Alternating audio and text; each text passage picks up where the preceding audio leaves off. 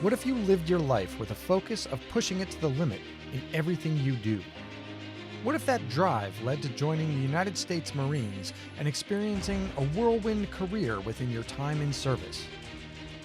What if a situation in combat led to being the recipient of a Silver Star for bravery and actions performed on the battlefield while under extreme circumstances?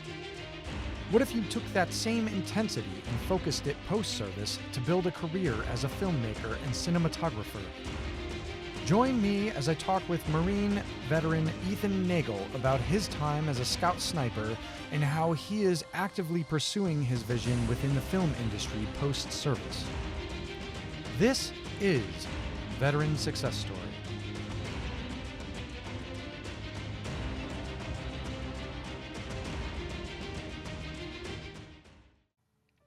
Welcome to another episode of Veteran Success Story.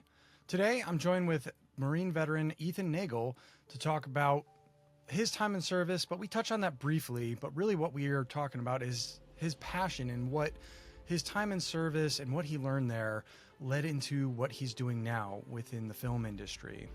So I know you guys are going to love this episode. Honestly, it was an honor to be able to sit down and talk with him.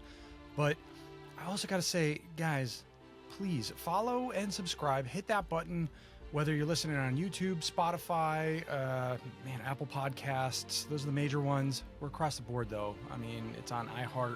We stream across everything. So whatever you're listening on and wherever you tune in, just hit follow or subscribe. It doesn't cost you anything, but it helps the show out and it helps me be able to keep putting these episodes out. And I promise that if you guys continue to do that, I will continue to try to up the ante on this show and create something that really is better with improvement every time, and to create a picture for you guys and to create something that you guys can glean from and pull apart and use in your everyday life, but also enjoy to listen to, because some of the guests I have on here, they're just some phenomenal people. And quite honestly, Ethan is no exception on that one. So I hope you guys enjoy the episode. We're going to get right into it. And thank you for listening. This is yet again another Veteran Success Story. Today on Veteran Success Story, I'm joined with Ethan Nagel. Ethan, I mean, it's good to have you on, man, but I guess like just the accolades and everything else, you got the Into the Breach, which is your new project behind you, and just everything you have going on, man. I've loved it. Watched the 9line podcast stuff. I mean, we did one on there before. I like the premise of the new show, just everything you've put in there, what you've built up post-service and what you've been working on. It really shows, man. It looks good. Thanks, bro. I appreciate you having me on, and thanks for all that. Hey, you know, it is. It's just putting these things together, and I don't think I knew what I was getting myself into when I started doing this. Like, hey, yeah. I just get on here, press record, and it's a heck of a lot more than all that. It is. Fortunately, I had a bit of experience with podcasting. Actually about 5-6 years ago, I started my own.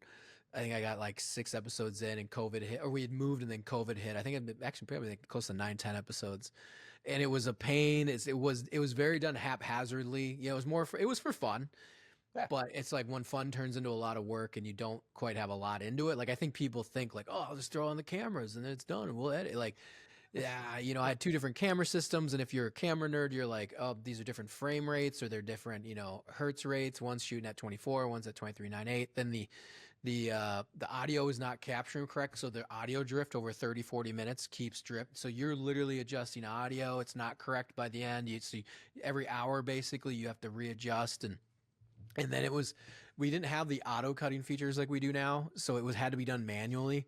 So I had to go, and it was an absolute nightmare. So, and then I did some other podcasts just off to the side in general. Like working with Black Rifle, they had done a bunch, and so kind of seeing the switchers, like how do we do it? What's a more streamlined way to do it? So when and then 9line, streamlining that a bit more, even though it was video, and then do enough research, and then committing finally to mine, which is in-house, but like making sure we keep the workload down and to streamline to make sure, hey, this is the pipeline, and kind of get everything going so it, you know, I'm not making any money. So it's all, you know, right now it's just like everybody else. So it's like any other business you're doing, you know, it's like, hey, you're going to have to put a lot of, you know, work up front, you know, especially out of your own pocket or your own time to kind of get it moving and grooving. So yeah, it's been a trip. It's been awesome. That's just one little aspect, you know, it's like, yeah, but it's great though. It actually helps my creative side on like just flexing muscle, even though it's the same thing every day. It's just the repetitiveness of like, hey, get it edited, get it done, get the discipline, you know. But also like it is fun just to like have something to put into the editor and finish and do something with it, and then, you know, have it go out, even though it's not like a crazy artistic cinematic project. It's just awesome to be able to have that repetition, go. You know, every 2 weeks something goes out, but then every 2 to 3 days there's a clip. So there's a lot of avenues. So it's been fun. It's been a blast. So I appreciate people are noticing the effort. No, I've loved seeing the progression too. And you know, really, I think too is that military aspect of it. We were talking before we got on and stuff. I know there's like kind of almost points of performance that they put along the way of these things. Hey, if I think the stat you threw out there, you know, I mean, I'll check it out, but I believe it. You know, if you can make it towards 20 episodes out there, you know, chances are you're probably going to stick with it for X amount. You know, you're going to have a long running show for a while, because there's that grind, and you have to have the perseverance. You also got to figure it out. I mean, that was when I started out on the guest side of things, and it only took me 50 plus to actually start getting out the right story and not looking like an idiot on camera. So Yeah, no, I know. I just think too is I actually like going on people's shows more than my own, because then, you know, I'm the one that's in there like, oh, I gotta keep, you know, you're always working. You know, I know you're working right now. Like, what's the next question? What do we do? You know, like I've been on that side, so it's like, especially when you're in person, you're like, it's a lot of work. it's a lot of work. So it's, Yeah. you know, but it is fun talking, but you're also trying to make sure that you're, you know, doing things correctly. You're not your habits and other stuff like that, you know, trying to constantly improve. So yeah, it is. It's still a trip, you know? Yeah. It's funny because I think it was episode 2. I had Jack Murphy on, and I think it was before I started it. He pretty much said the same thing. He's like, this is refreshing for a change going on a show. And he's like, don't fuck it up, you know? And afterwards, like going back and re-listening to number 2, I'm like, man, I really fucked it up. Well, that's the thing is you're going to, you know, I already got you look at the comment section of mine too. Everyone's ripping me up and down, or actually it's like love and hate, but you know, it's like, what is this guy doing, this interviewer, you know? And then there's other people like, great show, I love it, you know? So, but there's always room for improvement, just like anything else, you know? And I agree. I mean, it is a lot more fun to be like, oh yeah, I'm going on this podcast, you know, cause I did, you know, other ones, and I still plan to go on some other bigger ones. So you're like, oh yeah, it is nice. Now I can just like, blah, chatty Cathy talk. And that's what people want, you know? Whereas when you're hosting, you're trying to like go back and forth. Like, where do I chime in? What can give context? Or we let this story play out for the next 7-8 minutes, which is a lifetime. I mean, it really, you know, which is great, but that's what you're having the guests for. I think for me, like, it's just been having the guest make sure they tell their story, and I've gotten a bit better at. But then there's podcasts that you just have your buddy on, and you're like, dude, let's just bullshit and have a good time, you know? So you kind of got to switch tones on what the subject of that podcast is going to be, or that show, you know, because like having, and also too, sometimes they're combined. Sometimes you're good friends, but they have a good story that they need to tell, and you are having a good time shooting the shit. It's going to be different, more informal, but then you're like, okay, now we got to lock in here for the next 20-30 minutes of, you know, this significant event in your life, or how we got here, and have them fully explain it, you know? So yeah, it's fun. It's been a blast. A lot of work, but I feel like but it feels like it's going somewhere, you know, you're not going in circles, and building and now kind of seeing that side of it, to be honest with you. I mean, like, you know, you've been seeing it for so long, for the last like 10-15 years, you know. I mean, I've been paying attention to podcasting since like 2013. And then to finally kind of be like, yes, well, yeah, I guess it'd be almost, 12 years now to be like, yes, is how we do it. But, you know, it's just like everybody else, like, hey, yeah, everyone's got a podcast, everyone's got a YouTube channel, everyone's got this and this, but, you know, how are you going to stick it out? How are you going to make it, you know, what are you going to do to make it, one, profitable? Because that's what you want to do, to keep doing it, make it successful, whatever you measure that success at, you know. Maybe you aren't super profitable, but if it pays for itself, then it's a break even, it's worth it, you know, and then you can grow and grow, and continue to improve. But yeah, you know, cause it's like, you know, you just don't want to end up, I don't say end up is not bad, but you know, you don't want to end up 7-8 years from now with a whole library and they're still only getting like 20 views or 100 views on your stuff. Like, a bit It's the same depressing, you know, same like, 20.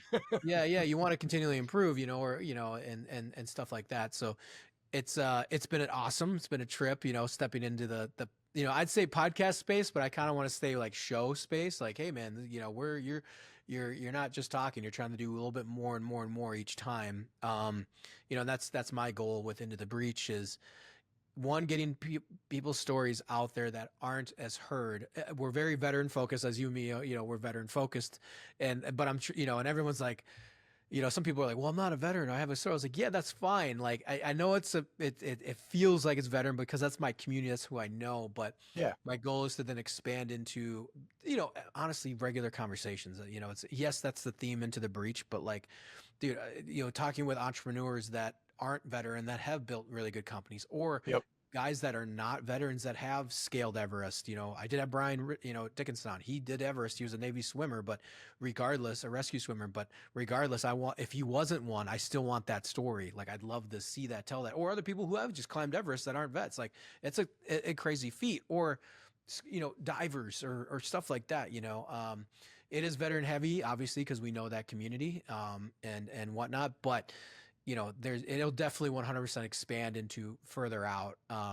But yeah, you know, it's been a blast. It's been fun, you know, especially, you know, and also it's great to, you know, build that network up, you know, and have people like watch your stuff. Like you spend a lot of time in lighting, your stuff looks great, you know, and people have commented on mine as well. So it does give a warm and fuzzy to like people outside of our circle. If I contact them and they actually respond, they're like, oh, all right, this isn't like some weirdo. I'm like flying out some weirdo's house, you know, and, you know, in But they are, Minnesota. but they're not. I know what There you are mean. and they're not. Yeah, yeah. I had Brian out, and I'm like, yeah, you know, we were joking because we came down to my basement, but we have a pretty big basement, so I built a bar, and it's, you know, so it's not, people aren't like, oh, this is some dungeon. Like, we got big windows, you know, so they feel more comfortable. And then I'm like, welcome to the studio, and it's like, oh, that's what I see on YouTube, like, you know. And he's like, oh, I thought it was gonna be like, yeah, he didn't say that. He's like, oh, it could have been like Silence of the Lambs down here, you know, or something. I was like, yeah, I gotta throw you in a hole, you know. So it's but it's you know, I've talked to other guys though that have built studios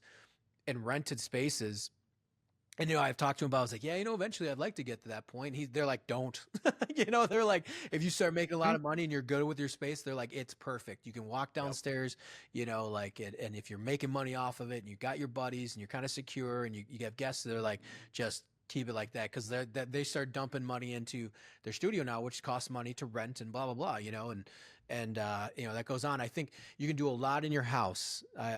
Even if you do have guests like myself, like, you can make the room, you can figure, you know, people that come in, you can figure it out, you know, if you want to go down that route. You don't have to, you know, like you said, video conferencing calls are great too. We're doing one right now. So, but definitely, like, the quality of things, you know, it helps a lot. And by the way, you'll see people across YouTube when they get better, they're amateur when they start. And then suddenly, you know, they have, you know, they have what it looks like, what people are now expecting from YouTube channel or from channels, but also from set. You know, it's kind of funny because, you know, it used to be, hey, we're just hanging on couches talking, but some do that, you know, but they might have bigger followings because they're bigger celebrities, but like, that start doing it. But like, when you're kind of younger, or not younger, but when you're starting out new, you're almost trying to punch above your weight. And the way that you can do that is how things look. You know, you can control one that. Yeah. small thing every time too. Exactly. Like, just pulling it out. Okay, what can I do better this time that's a little different? You know, Exactly. case in point, one a few further back, I guess from when this one is, because it's a few weeks out that I go put him through the post process and stuff, but where he pointed out he's editor-in-chief at a paper, and we were talking, and afterwards I sent him the promotional stuff, and he's like, no, everything looks amazing. He's like, but I got one small critique. You're spelling it success here above the portion here. I'm like, son of a, you gotta be kidding. How did I miss that? You know, just overlooked because it was so small on where the post-production was. And it's like, I just put out 20 episodes for success story, you know, with it spelled wrong. It's hilarious to know that. Yeah, I know exactly. No, I know how that feels. I've done it with graphics myself. They're like, you spelled it wrong. I was like, oh God, like, you know, and I have to like go back and like, sometimes you just can't fix it. Like, you know, it depends on what you're doing. Like, I can maybe replace that, or sometimes they let you, you know, but sometimes when you're locked in, you're just locked in, you know, and the worst sometimes is like on Spotify, I have to like replace a show because somebody wants something cut out, or, you know, I haven't had anything crazy yet. This one that I'm working on right now, my buddy, we're keeping it up, but we have to take out a significant amount where I have to basically upload my Spotify. But luckily, I mean, it sucks. I'm so losing out on 130 views, but you know, I'm not losing out on like 3,000 or something like that or whatever. But yeah, it is, you know, you something, things like that. You're like, oh shit, you know, that's not going to be good. But, yeah, no, I know how that feels. You know, you throw that out there, and then, you know, I've done it. It's actually sometimes embarrassing. I like my mini docs or cinematic documentaries. I'll like throw it out there. And they're like, you spelled this wrong. I'm like, oh my God. Like, all right. You know, like it's and then like, you see how easy it is because oh you yeah, picked it up. You know you were somebody that's picked it up at one point while watching either mainstream or something, and you laugh at the, you know, look what they missed, those yeah, idiots, and now it's like, yeah. oh man, that was really easy to do. Yeah, yeah, and especially as an editor, filmmaker, like I see the flaws instantly.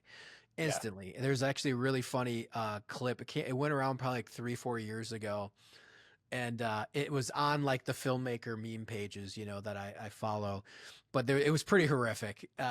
Anderson Cooper, whoever shot, they were doing this interview or something, and they didn't put a lookup table, or basically something that adds color to the S log. And Yeah. this might be out of some realm for some people, but if you ever see footage that sometimes it'll be all washed out gray. Well, that's where you start to do the color grade. Yeah. Most of the time people just they don't do the S log, or what they'll do is they put a LUT on it, a lookup table, and it just basically makes it look like normal. Yeah. Well, Anderson Cooper didn't do it. And so it's really funny. There's like a segment, and they're running it live on TV. It's just washed out gray. And it's super funny. And someone's yelling at the TV, like, put a LUT on it, Anderson, put a LUT on it, you know? And it's just like horrific looking, and clearly somebody overlooked it, or it's like it was live. They forgot to press the button to put, you know, the whatever feed to come up. So even the big people, you know, even the big dogs make mistakes, you know? And Yeah. I've seen it on commercials when S-log footage became a thing back probably like 10 years ago, or when it really started coming into play. I've seen it on, like you could tell they handed it to the editor, which I'm sure did a light color grade. And they put it out on the, like Ford commercials, like, you know, like big time commercials. It still looked good. Like the framing and the subject matter, it'll look good, but you look at it and you're like, why is it so gray? Well, if you don't work with S-log footage, you have to do what's called the S curve. It's simple. It takes like 2 minutes, but at the time, a lot of people didn't know how to do that, or they just didn't understand. And it was like what, and it was all in the editor. You didn't have to like get some specialized equipment. It was just like, oh, I just have to go one step deeper into editing to do this.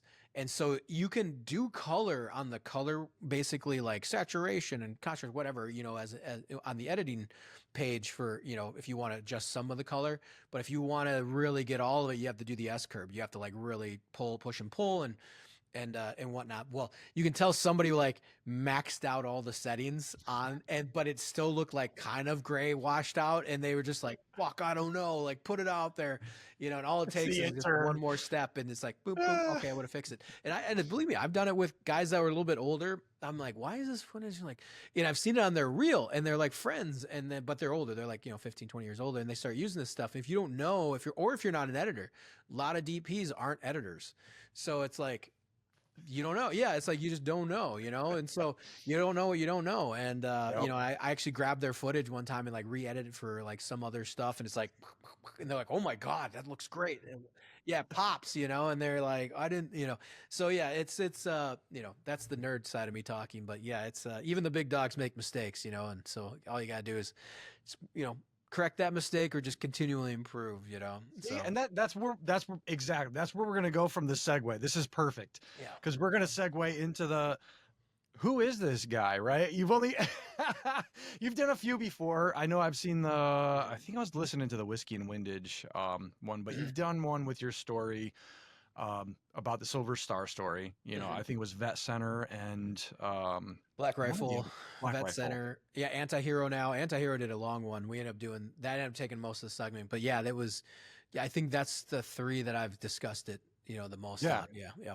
Have you ever, matter of fact, and this is just something curiosity, because I did warn this to some of the other guys, and I heard it come from, I think it was Tom Satterley was talking about it on the Sean Ryan show, Mhm. about how talking about some of those experiences and stuff, it started to kind of be like draining on him Mhm. in that way. And he was noticing like periods of afterwards. And I kind of started looking at it within myself of, like, are you a little bit maybe like more irritable when you come back from something, or if you got to be on a show and kind of bringing this stuff up? Because I know the book did.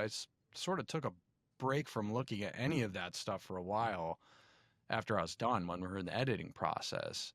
I mean, have you ever experienced any of that end or? No, I mean, not yet, because I've only done it like 3 times over spaced out over like a year apiece.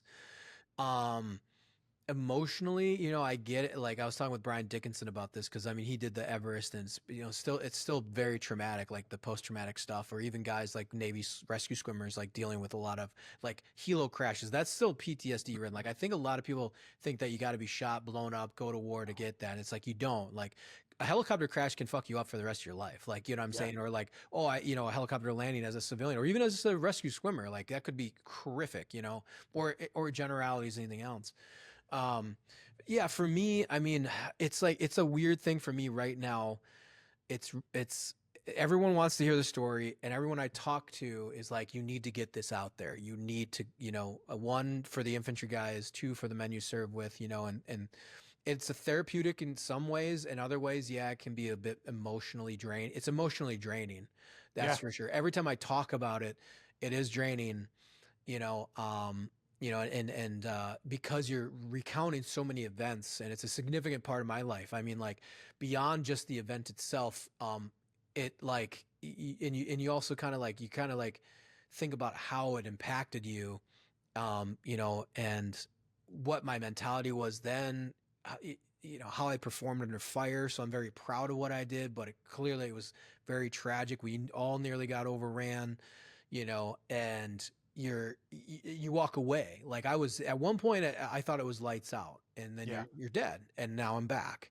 And and on top of that, the mentality I had in those moments was, I will die here, like, and that's okay.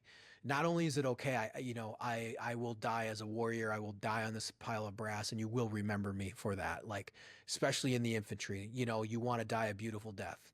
You kind of have that mentality of like, if I die, I hope I die going down swinging. And I was in those moments, and I still get chills even right now. I'm talking about it, thinking about it, to be like, yes, I've been shot, I've been wounded twice at this point. I can feel the overpressure of all the bullets around me. I'm holding back, multiple, Taliban from trying to encircle us, like going down to pistols, working on medical, and coordinating, coordinating the QRF, and then, coordinating cover fire, and just all these things, came down to that kind of an apex of a moment. Whether, do you have what it takes or you don't? Yeah. And even ever since then, even before I was awarded the Silver Star, I just kind of, you carry that with you mentally. So I'm very proud of that moment, but at the same time, it's just very emotionally draining. And, essentially I was, worked on Vose as he was dying. And then I've also had other experiences where, you can't save everyone. And I think that just builds up over time, because everyone wants the, oh my God, we got everyone off and everyone's safe. It's like, no, not everyone's coming home alive. I think that's really hard. When you're younger, you can accept that. When you're going in and out of war, you accept that. Like my friends that have been killed in war, like, or in combat, I think of them differently opposed to someone who dies tragically in a car accident. Mhm. We all knew what we signed up for, and we're all okay with that. And so if I was killed overseas and I don't, like, and sometimes, dude, there's a timeline, however you want to think about it, there's a timeline. I don't walk away from that. There's a timeline where I'm dead. I'm the Yep. second one that got killed that day, and you don't think about it too hard, you know, but at that same point, you're like, hey, you make your peace with God, and you're okay with death. And, I think, like I said, I think it's more emotionally draining when you're talking about it, Yeah. and you want to do it justice. You want to do it, for the guys that were down there. Like, I think for me, years later, after I've talked about it only 3 times, I'm like, already right away, I'm like, I need to go I talk with Shuey, who was next to me or close to me. They were like a few, like probably 10, 15 meters away. I want to go and talk with him again. I've met up with him. He's a good friend of mine, but I need to talk with Stovall. I want to get in depth. And, and people have been like, right when I was awarded the Silver Star in 2013, they're like, you going to write a book? And I'm like, no, silent professional. I did what I had to do that day. Everyone around me would have done the same thing. That is what it is, now that we gotten older, a lot of people are kind of like, hey man, like it's okay to talk about. One, it's okay to talk about. Two, it's okay to talk about it on podcasts, and it's okay to get the word out there. Like I've said, I've had a lot of support from the infantry boys, not to get too much into the veteran culture, but they're, not every, the soft stories are great. Everyone's happy. I mean, it's, hey, you hear another story about a Green Beret or SEALs or whatever. That's totally cool. But I think a lot of the infantry guys don't feel like they can tell their stories, which are well above and beyond on a day-to-day basis than most, I don't want to say most soft operations, but it's a different type of culture. Yeah, than a lot of them. Because they don't have the Trident or they don't have the SF backing. And by the way, that community absolutely respects the infantry. It's just sometimes the infantry guys don't feel like they can say that because they don't have a tab or whatever. Whereas honestly, in most cases, those guys have seen more action than any of those other units, and the life was much, much harder. So, I've had guys talk to me about that, especially after coming out more public.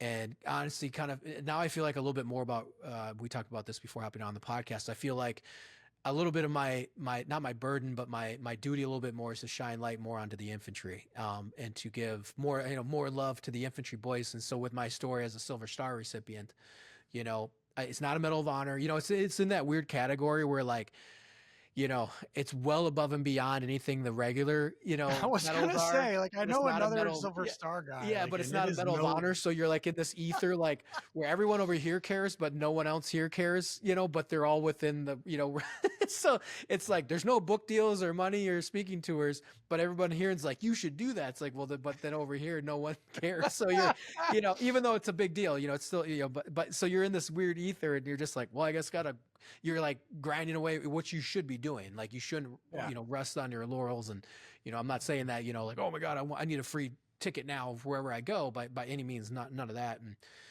And, especially when I was awarded that, I was like, nope, I don't want anybody, in my, my reputation precedes me. And, my actions at that moment in time when you're interacting with me is how you will judge me, not by what I did in the past, And so you always have to continue to improve where you go, like if I'm going to be a filmmaker, I want to be the best. I want to be the nicest guy. I want to be the hardest working in the room, and that's how they'll remember me. When I went contracting on a WIPS contractor or CIA static contract, I want them to know I'm reliable.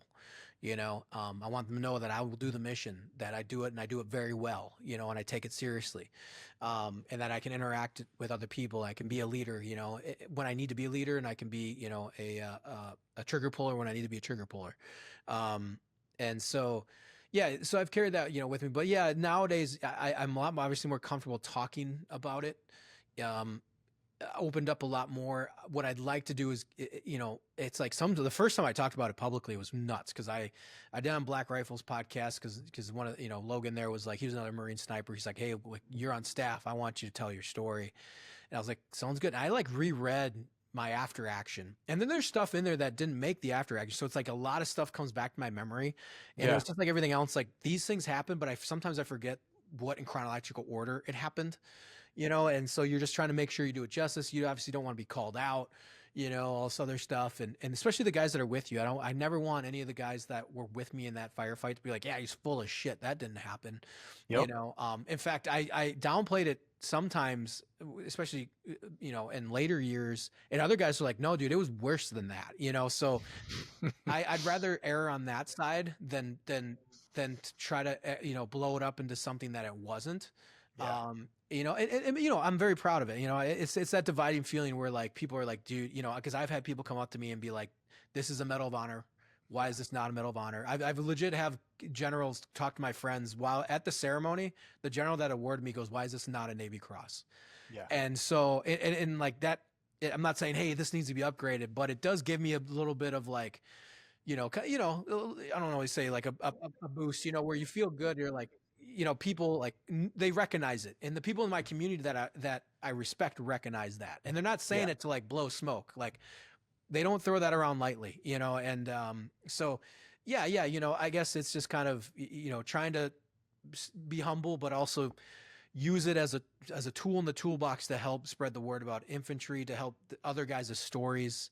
It does, but it does help in some regards too, like me and you talking, or when I talk to other people, or when there's heavy hitters, like say in the podcast space, dude, they Google me and it's like, boom. And they're like, oh my God, absolutely. We want you on, yes, we'd love to talk with you. Yes, absolutely. I will work into our schedule, and so I guess maybe it still feels weird, but I've been more comfortable with, I don't know, like I would say, like, it still feels very weird to be like, hey, I'm a Silver Star recipient, but also trying to use it to be like, hey, I'm trying to platform something else, not just me, but, other veterans and the infantry guys, and sometimes you have to use that to like get the respect of the soft podcasters, or whatever, even though it feels weird, you don't want to use it to that extent. It's a dividing thing, you're trying to stay humble. You're trying to, be a silent professional, but in that same point, what those people want. And it also helps give you like a credential, it's like when look, it's almost the same as like, oh, I'm special forces, or I'm a SEAL, or I'm team 6, or tier 1, I'm a Del. It's in that same realm, of like, oh yeah, it's like an automatic, like, okay, yeah, maybe we'll take it's a hashtag. It's a hashtag. Yeah. So anyways, No, I guess that's I dealt with the same thing on the book end too. I mean, as literally like, hey, this story doesn't need to be told, like, yet there's nagging in the back of your head kind of thing. Yeah. But you're like, you don't want to be the one to write it, or it's like, no, man, that stayed out there until it was forced to a point of, all right, this story needs to get out there at this point. Yeah, that's a tricky thing.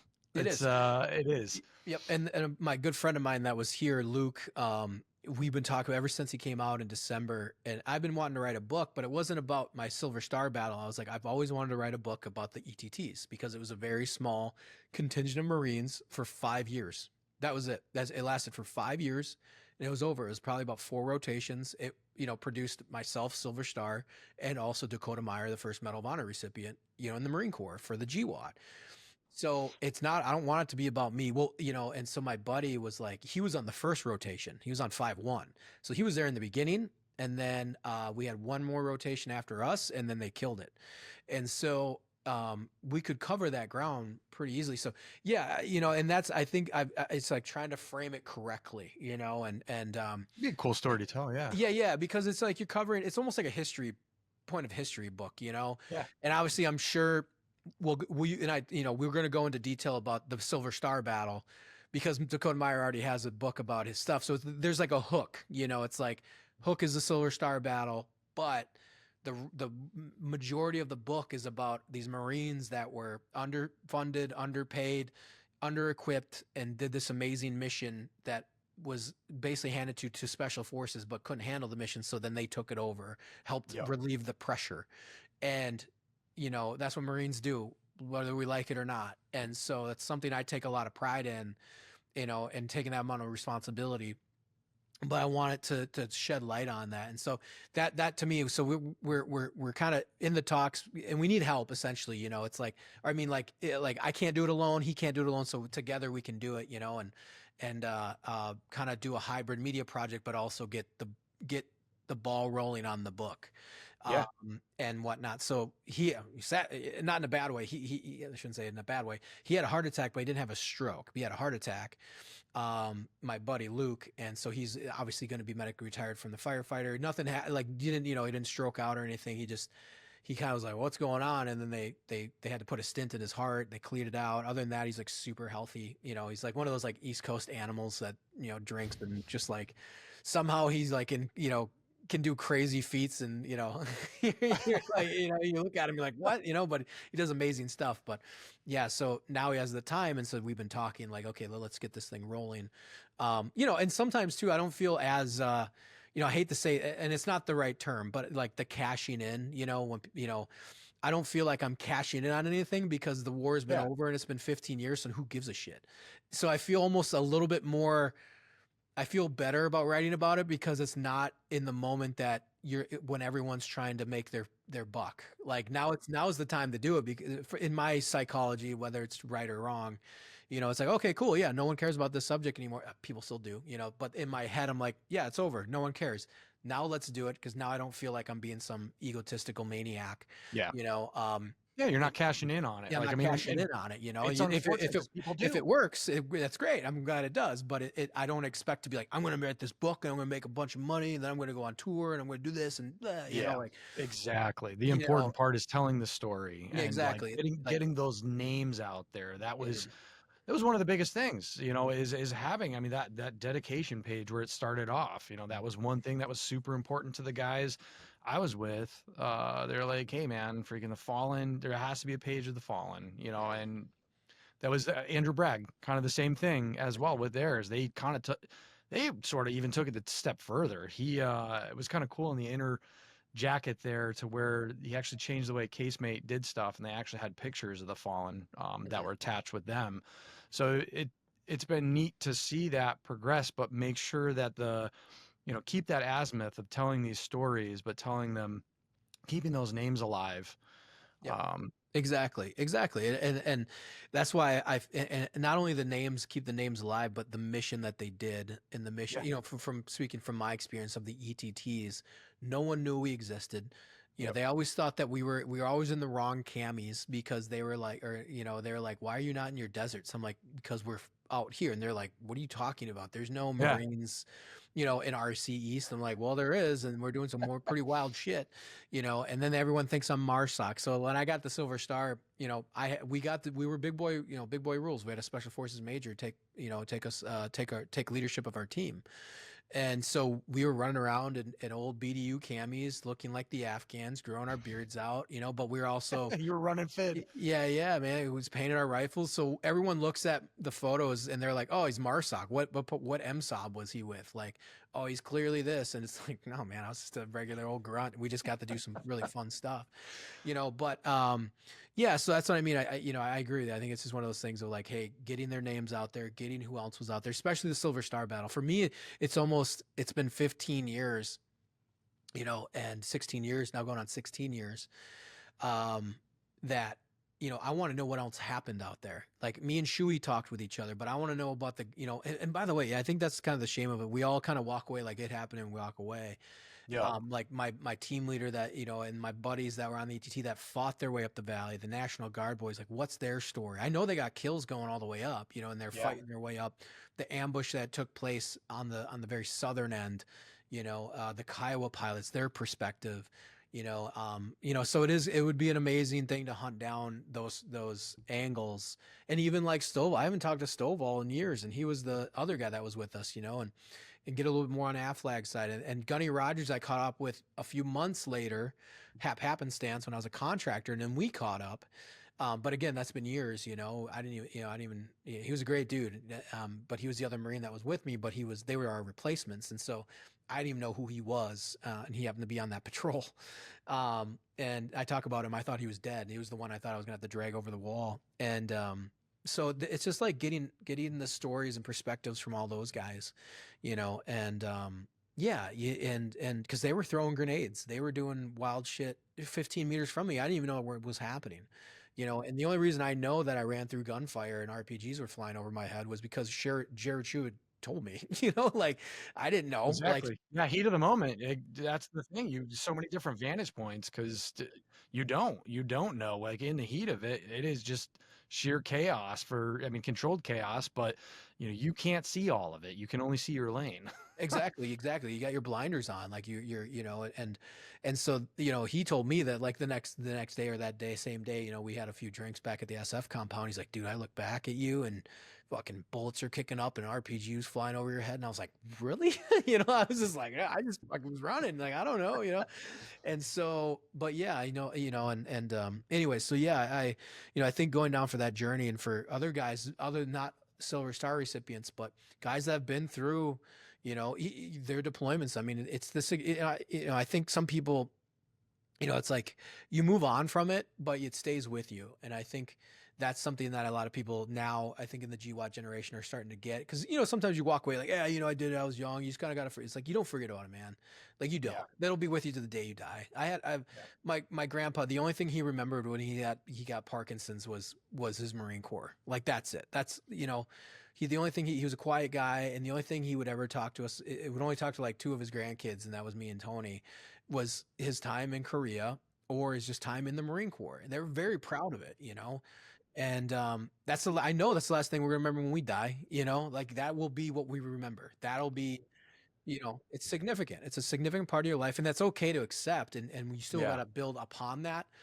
But that will be a big building block, and it'll always stay with you, good, bad, or indifferent. I think that we've all accepted that because, sometimes people want to play it off and they're like, well, we did all that. And I'm like, yeah, but you've built companies around it. And now you're telling other veterans to not like like you harp on that every day. It's all you do. I've seen that weirdness in the community where when someone else is like, I'm going to start a brand, it was kind of like, and then they're just like, oh, well, that's already been done. It's like, don't do that. But it's like, you're doing that right now. I would in that Brovet space.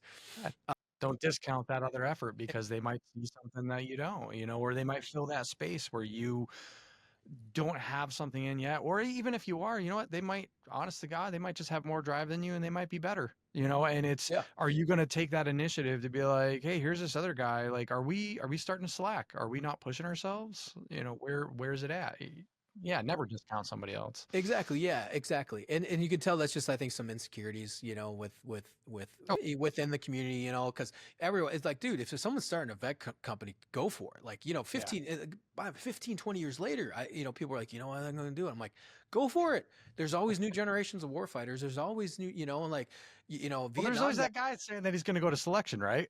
I'm going to go one day, and they just never even do it. It's what they're talking about.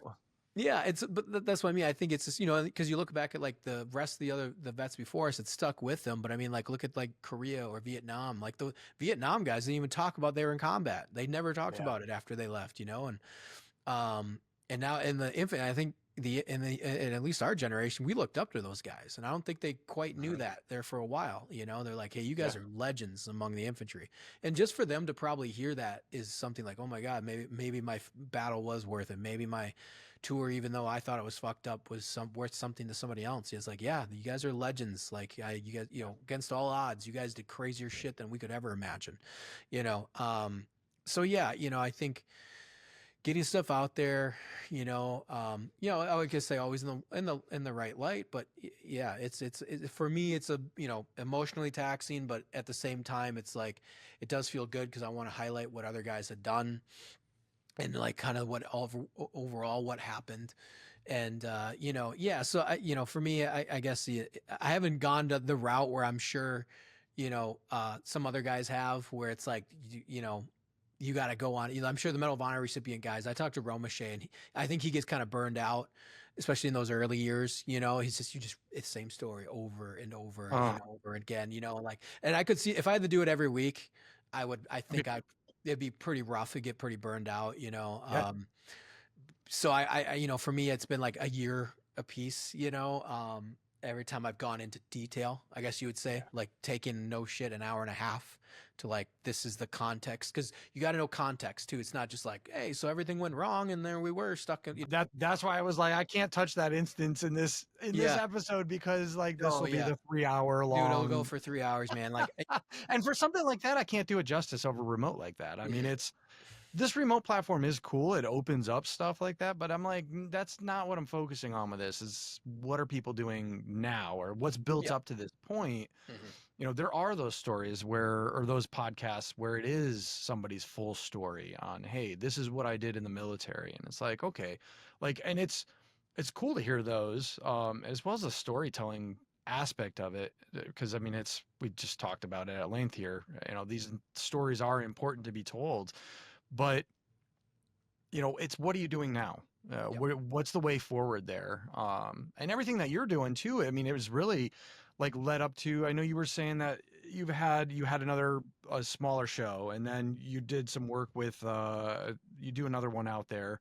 Now Into the Breach. Yeah, you do 9 Line. Mm-hmm. Now you're doing the Into the Breach, and you can kind of see the progression along the way. Mm-hmm. But having that background of your foundation in the Marine Corps, and giving you that drive and that discipline, but also the devil's in the details kind of aspect too, because I've seen it a lot with civilians to where they overlook stuff that we'll pick it out and we'll be like, this is all assed up because these little details and stuff, and the details matter. Yep. And we do, it's something that sets the work of a veteran apart. Not all of them, but it's the same thing with people. But I feel like myself anyway, and I see it in some of the stuff that you do where it's infused in there, and it's really it's something that's given you a foundation that can be used for success overall. Yeah. And here's the thing too, a thing that I shouldn't say cash it on, but the thing that really helped me, I mean, when you set your baseline to such a high threshold of misery and pain, and I'm not talking about like just the Silver Star battle by any means, it's my first deployment. It's the psychological. It's like you were there. You know what it's like to patrol in 100+ degree heat. You know what it's like not to shower for months. You know that no matter what happens, the mission goes. So your stuff better be wired tight. Your mags better be filled. Your gun better be clean and lubed. It's like I said, the devil's in the details. But so a lot of that is translated. Actually, so much of it has translated, that, hey, this isn't as bad as it used to be, one, in the civilian sector, but I'm willing to go the extra mile, the extra task. And it does translate greatly to when you are tired and you have to keep working. You've been up for 24, 48 hours. Like when we, and then my most recent one was Ukraine. We traveled for 24 to 36 hours. We had to kind of sleep in a car for a 7.5 ride into Kyiv. Didn't happen. For some reason, I just couldn't sleep, probably the jet lag. And we get into our Airbnb at 7:30 a.m. and we gotta go at 9 a.m. And I gotta be in front of the camera, and every camera equipment's gotta be prepped, ready to go, ready to rock and roll, subject matter, all that stuff within an hour and a half. So it's like, actually, I take it back. I think we got in at like maybe 5 or 6 a.m. So everyone else that's with me, the two, can go sleep. Not me, because I'm the writer, director, producer, and creator of the series. So what do you got to do? You can't just be like, hey man, let's push it off a day. Let's just like ease into this. Like, no, you gotta make sure everything's going. And then one of the episodes I'm fighting it. I am fighting how tired I am, trying to ask the right questions. Not only that, I have to make sure the shots look good, make sure in my head I know what shots we have to tell the story. After we talk about it, make sure we got the B-roll correct, make sure we got the audio correct, make sure at the time I'm getting the correct audio, like 5-6 different things at one time that are happening. But that comes with the PCCs, PCIs, making sure all your gear is pre-checked and ready to go. So when it's time to go. And again, another incident of that is that when we managed to record 3 of the 5 ballistic missiles getting intercepted over Kyiv above us. I had a camera that was prepped. I had it. She was good to go. All you had to do is click it on, and Sony's fire up pretty quick, ran right outside, press record. And as soon as it picked up recording, got it framed. It's like, so you're thinking more than just the event. You're thinking of how it looks. And then when we got into Izium, we're sleeping in this 1950s Soviet era apartment that's disgusting, and I have to dump footage for the day. I'm up till 2-3 a.m. because I got to dump footage. Got to make sure those cards are good. You got to make sure the batteries are right. Got to make sure you're double backing up on the hard drive. Most of the time you'd be like, oh, well, we can leave it. We do in the morning. Oh, no, you're not. You gotta make sure when you get prepped, you're ready to go, and I'm the one that has to do that, especially when you're one-man banding it out there. I don't have a PA to do that for me while we're on the move. And those are very small examples of what you got to do. Carrying heavy equipment, like film school, man. It would take me an hour and a half to lug multiple lights and camera equipment from our rental department at film school. It'd take me an hour and a half, 2 hours to load up my truck solo. But I was willing to go through that amount of hard work so I can then take another hour to unload at my parents' house and then start lighting things the way I thought I needed to light, because I needed the reps. And if I want to work with light, so it's like, you got to put in that extra time, and that pain threshold, that mental threshold says, hey, let's go to bed. No, fuck that. We got to go. Sometimes just an extra 10 minutes. It's not, it's just not hanging it up when things get hard. It's not hanging up when you're tired. You know what? I'm going to spend an extra hour and a half making sure everything is ready to go. I'm going to make sure that this is good. I'm going to put the extra effort in today to make sure that things are good 2 weeks from now, and that as veterans, even if it's just boot camp, that stays with you if you utilize it correctly. I mean, I think that's why a lot of people say, hey, veteran success, and because how hard things can be. What sleep deprivation is. How far you can push your body physically and emotionally. And that's just from like a standard. That's just like baseline veterans. Now let alone like guys like us that spend a lot of time in combat. Like then there's another threshold that excelled and have gone to either selections or have gone to for myself scout snipers and all these other things that you are now pushing the envelope physically, emotionally, mentally on top of that. And you really got to know, you got to be smart about how you plan everything. And and then that does translate over, as you get out and you're like, all right, man, like you need to have to wake up at 5:30 in the morning, and also too, you're doing it solo. It's integrity. It's doing the right thing when no one's looking. Sometimes doing the hard things when no one's looking. And guess what? Who cares? Yep. No one's going to give a fuck but you, because it matters to you. Or, guess what? You waking up working really hard today, no one cares on Instagram, like it's not going to be posted out there that you rocked it, but you do that for a year in a row, you're going to see the results, whether people see it or not. You're going to be successful in that, and whatever, task or goal that you're trying to do. And so, I think that's why, like I said, when it comes to being a veteran or the things that we went through and translating that into the workforce, in any capacity, obviously it's very helpful. There is a baseline, and also confidence too. It's like, if you're fortunate enough to be like, man, I did some wild stuff out there. It might be simple at the time, but then you look back, it's like, yeah, you're returning fire while, you're under fire, or you're a radio operator. It's like being able to know how to do 9 lines under fire, under pressure to make sure other people get out alive. It's a big deal. You're not just holding security, hoping you get a shot off at the enemy. It's like there's a task to do. So yeah, I mean, that stuff definitely translates over. And, Did you see film school? Like, was that kind of something that had always been like a passion of yours? And oh yeah. Yeah. okay. So, So and you just naturally moved from the Marine Corps. Like you were like, hey, I'm going to use my GI Bill. I mean, I know you did the contracting gig for a little while. Yeah. Yep. So I wanted to be a film director since I was 13. So I was a nerd, or I say a nerd through high school. I was like, some people were like a weird anomaly. I was a high school, I was the captain of the high school football team, captain of the high school wrestling team, but also a nerd. I loved films. I loved movies. I had to work hard at kind of being smart at my grades. So I was always working hard from very young age with wrestling. Taught me a lot of stuff with goal setting. And so that really gave me a great baseline as a young adult. And then, but yeah, since I was 13, I wanted to be a film director. So I'd build computers, back in, this is the early 2000s, 2001 to 2005, and I'm like capturing stuff on Firewire, high digital, watching movies, DVD commentaries. Oh, I'm like immersed.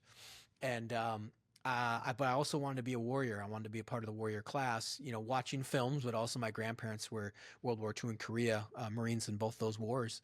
So, when 9/11 happened, it didn't really affect me as much, because I thought the war was going to be over by that point. Yeah. Iraq kicked off, and then you're like, okay, that's the war that I'm probably going to be in. And we visited USC. I wasn't a fan. I didn't like it. I was like, it's kind of a waste of money. And then my dad's like, and I was basically going to join the Marine Corps. I was at this point, this is between my senior year, and I was like, because it's like, when am I going to go to war? My dad's like, oh yeah, you could become an officer, and I'm like, yeah, the war will be over by then. But lo and behold, it wouldn't have. But you're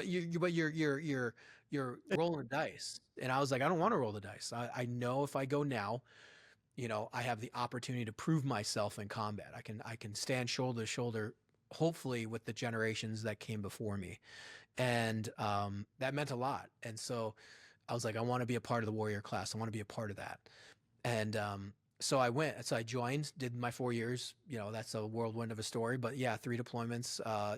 Purple Heart, Silver Star, Scout Sniper, 2 tours Iraq, Afghanistan, all that stuff. And then I got out, knowing I needed to decompress, knowing I needed some time. And so I was like, I'll go. And I want to keep going back to combat, but I was like, I'm done with active duty. That is a lot in 4 years too. Like, I mean, people don't understand to where, especially Marine Corps, because sometimes there are serving in the time of war, and they'd never make it out of fleet, you know, and it's uh crazy. I literally was like, okay, I'm going to go make, because I ran into contractors and special operations, all that kind of stuff. And like, so I knew about the guard, I knew about all these other options, and especially contracting. I was like, awesome. So I was like, I'm just gonna get out. I'm gonna decompress. I'm gonna travel, and I'm gonna make money. But I'm also gonna still be a part of the mission by becoming WIPS or CIA static. Eventually, what I ended up doing. Wait, when And was that? that was 2010 to 2000. Well, so my first contract was 2010. I was a metal They still had a detector. lot going on back Yeah, then. yeah. I went Yeah. back to in February to May of 2010 as a metal detector field service rep, which was actually an amazing mission. It wasn't kinetic or crazy. Well, actually, it was kinetic. I should say that, but I wasn't like holding a gun or anything. You know, we were getting fucking rocketed at the. I went to 13 different FOBs teaching NATO ISAF forces, and they, you know, I was trying to get pulled out on mission, and they wouldn't let me, you know. And the guys, guys were there. They're like, "Oh, dude, we'll give you a gun. Just get your plate carrier." Like, and I was like, "Yeah," because I need to see if this thing works out in the field. Like, just totally wanted to get into a firefight. And like, they're like, and one guy goes, "Hey, man, we talked to our platoon. Like, you can come with us if you can just clear it with your, you know." And I talk like, "Hey, I need to go out on mission." They're like, "Fuck you, you're not leaving that fob." Like, you know. And so, Because now they you're a like, liability instead of an asset. yeah, You know, exactly. like, Yeah. To the platoon, I was an asset, but to the oh no, company, I was a that's what I liability. mean to Yeah, the yeah, company. Like you're yeah. now on their books, and if they lose you, Exactly. that does not look good for Yeah, them. exactly. So I made a bunch, you know, I shouldn't say a bunch of money, but I made, for me, you know, great money every month, probably 10,000 plus a month, you know, and to decompress and kind of transition to civilian life. And then I ended up getting on CIA static, and then waited for a little bit on that because we had a bunch of issues with our visas. And managed to get on the black site, managed to do that for a rotation. And I was like, cool. And that was 2011. And then they shut the site down. And I was like, all right, well, you know, they're like, hey, you can go to the Cobra side, which is essentially the same thing.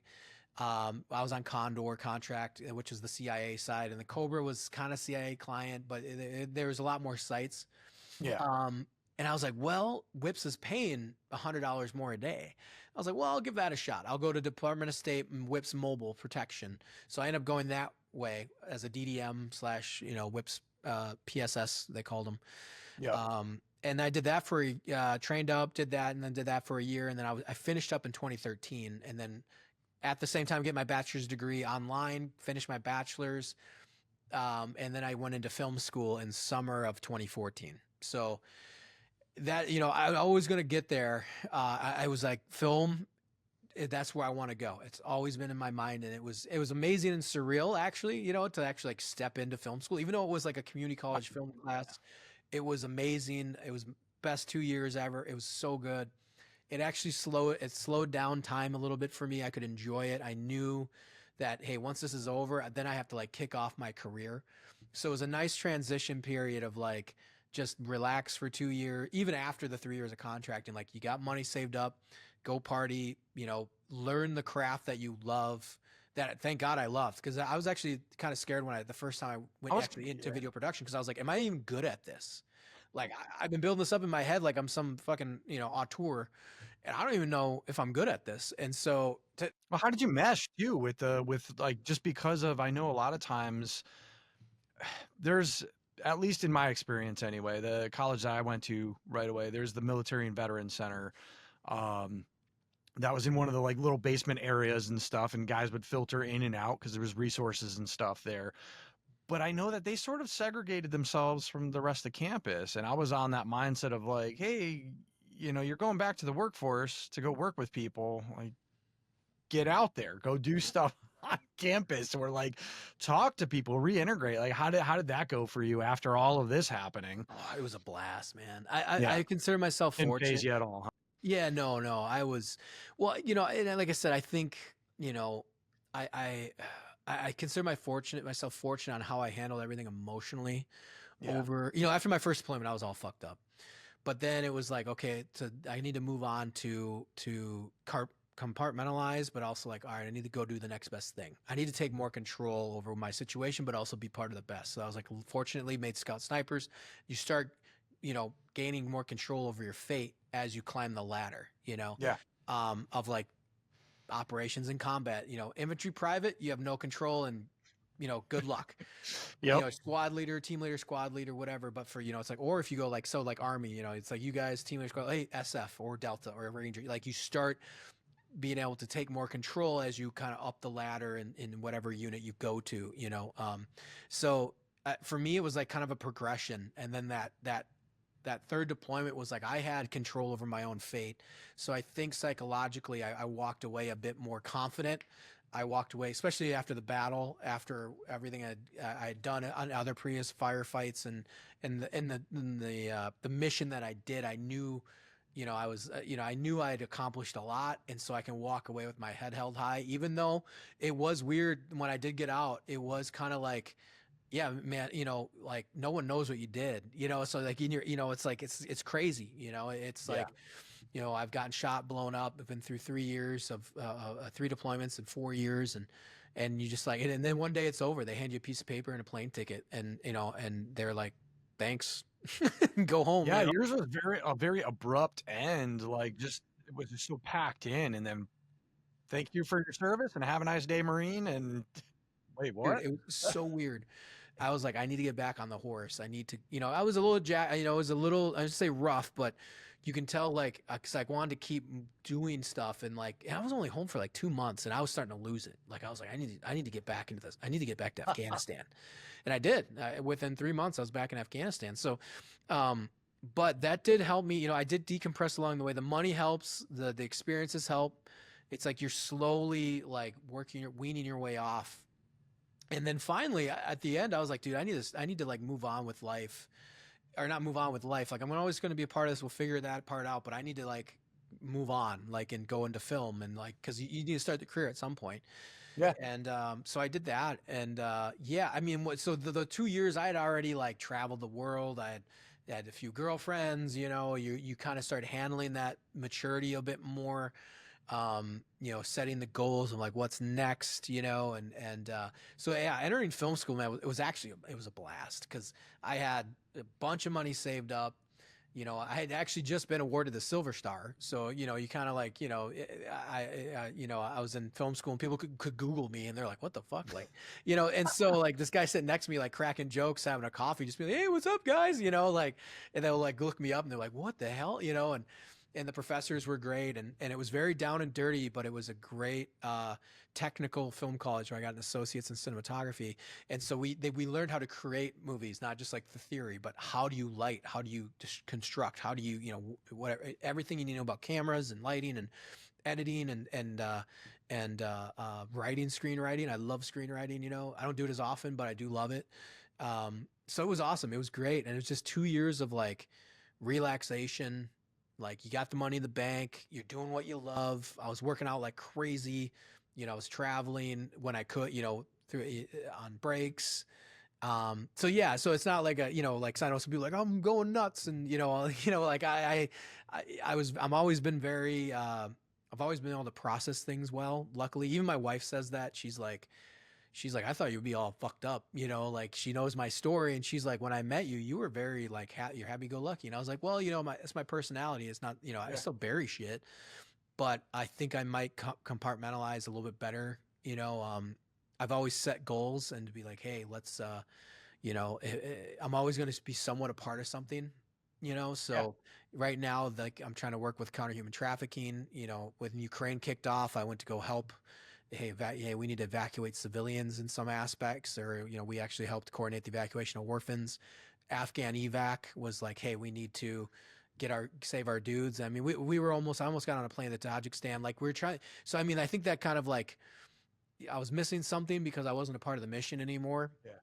Even though things were slowing down, that Ukraine really kind of kicked things off in I think a lot of veterans, where it was like some went to go fight and then some are volunteering to help. And then it's also now we've found new missions trying to help people in very, crazy, austere environments, extreme environments to, I guess you would scratch that itch, but, try to make a difference.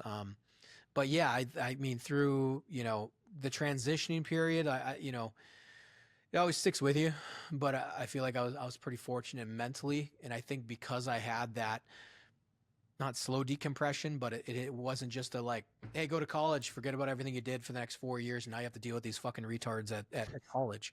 I went in, I did the college experience of partying without going to college. So like my buddies, we were partying so much, they did their 5th year, and came in with, from that summer, I always say 2010, the summer of 2010 psychologically for me was great. That was my transition back to being a civilian of who I wanted to be. And also doing the things that I told myself I would do if I made it out alive. And so I did that. And so, I went and, I was dating, and I would go, and my buddies would be broke, and I'd be like, I don't care. We're going to the bar. We're going to make memories, even if it was just the bar. So I'd buy everyone's drinks, like, and constantly over and over, went to go do stupid stuff, went to Wisconsin Dells, like just doing the things that everyone kind of takes for granted when you're not in the situations that we have been in, of like, hopefully someday I'll wake up next to a pretty girl. Maybe hopefully I'll take, I can take my mom and dad out for dinner, or when I get home, I'm going to buy my buddies, drinks, and I don't care about the price. I'll throw the money away. It doesn't matter, because you're making memories opposed to like, material things. And, so that for me was pretty big, that, that 2010 summer. So, I got my first like super hard, official girlfriend, I guess you would say. And it was like, she was a party, we were partying. And so it was just fun. It was a blast. Like, so I spent that whole, like, essentially that school year with her, waiting to go on the CIA contract, just partying. Like, I was just like waiting on my orders to take off. And it was a great time. It was a great decompression. I didn't need to go to college for 4 years to party and get I knew that too. Like, there was a point where I was getting stir crazy. I was like, if, for me, I was like, if I do 4 years of this, I'm going to lose my mind. Like 6 months is great, but I'm not accomplishing anything here for me. I mean, obviously, getting a bachelor's, that's great. But for me, it was, no accomplishment for me. So I was like, this party and drinking is a blast, but I'm not going to do this for 4 years straight. I need to go back and do something significant, i.e. go on the CIA static contract, whips protection, mobile, all that kind of stuff. And then that helped my transition a lot psychologically. And then, visiting my parents, my, just being able to do the stuff that you said you would do after going into war. You make a goal list, and hopefully you can check those off after you make it home alive. And, being able to do that. And, I think I've been very fortunate in that aspect, psychologically, because you have it, you have friends, and we all have friends that just didn't adapt well. We're still 15, 20 years on, and they still haven't adapted well, I think psychology plays a lot more into that factor, over the years. I think some people just handle things better than others. Some people are just more emotional than others. So sometimes I think PTSD amplifies those emotions. So if you're already kind of like emotionally not unhinged, but you're already kind of like on edge or whatever, and you're like, and you do great in combat, but you come home, like, you're probably not going to handle it well. Like, you're always, you always were going to fly off the handle, but now you're a combat vet. Now you're really going to like amplify, not saying that's true for everybody. There actually is, there's something having to do with, what was the specific one? I was looking into something like what would cause somebody to go bipolar, from these different situations. And they're saying situations of high stress and what can actually trigger someone's ability to kind of cross that threshold. It also almost made me think of, like, is bipolar an actual disorder, or is it just a way of how that particular segment is processing things? And that's a whole nother ball of wax that I've talked with psychologists about, and XYZ. I mean, there's a whole, and that's something that's still evolving as well, that whole field. And you had said something before too. Have you ever had like a psychedelic experience have you ever done any of those? No, I haven't. It was the timeline comment that you said before, to where you're like, in another timeline somewhere, I didn't make it. And I know. Yeah. And I mean more of like, I think you think about that more stuff, maybe, like, well, what if I decided to go to film school? Like, what if in another life, no, it's not crazy. It's not crazy it's just like a thought. But like, for me though, it's like a real thing. Like, dude, like, it was lights out and lights came back on, and obviously I know what happened. I didn't actually die and come back to life. My brain had thought I had, and so, it's just like in those moments, and like, I've almost gotten shot by snipers before that, like, so the fate in the game of inches and centimeters, I still got hit near my jugular and femoral. Like even, okay, so that if I didn't walk away from that, there's a timeline that I might have bled out. I might have kept fighting. Maybe I bled out, Yep. so there's like, when people don't come home, you're kind of like, shit, man. Like, but then, everybody thinks is like, hey man, it should have been me opposed to them. That's a very common thought I had with friends that had gotten killed in that era. Like would have been absolutely happy to take their place. They had families to go home to. I was just a single guy. Who gives a fuck about me?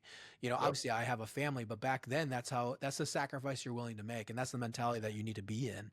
It's like, no, I'll take his spot. Like, take me, so I think that's where I think it said the emotion of it, like Vose was killed. Like, why him? Why not me? Like he had a family to go home to. He had daughters, why me? Why, take me instead of him, so it's, you think about that a bit more, especially after the fact, Yeah. So yeah, I'm just saying, like, just in generalities, but yeah, the psychedelics, I like to be in control, and I've been fortunate enough where I might have, I don't think I have any kind of signs of TBI or because Amanda asked me about that. She's like, I was like, honestly, I wasn't around a lot of explosives, and typically, or being rocked. I've never been like super rocked. And I was like, I know the reason why that's prominent in SEALs and SF and whatever, because they were using door charges left and right. That's or why they have that. It's not there's a lot. And Gustav, my buddy, has dried brain clots because he used 6 AT4s in 1 hour. I've done the AT4 range too, where they put me as a trainer, and I was like, man, how many of these do I actually want to send off? And I think it was the second one that the second guy that came up, it was actually a dud. So they put it on the range, and we had to wait for EOD, and I didn't have to do any more for that day. So I mean, maybe I dodged a TBI. I don't know. Yeah. And that's the thing too, is, and now we learn more about it. And and my brother definitely does, but he was a combat engineer. So he's doing a high, especially when they're breaching down in 08 in Afghanistan, they were doing MIGLICs, so I mean, so I think there is some definite stuff with the TBI, and I know guys that have done psychedelics and it absolutely helps them, like the ayahuasca trips. I think that's for some very extreme cases. I wouldn't, I think it's great they're advocating, but I wouldn't be throwing that shit around though either, because psychedelics messing with your brain chemistry, because that's what it does.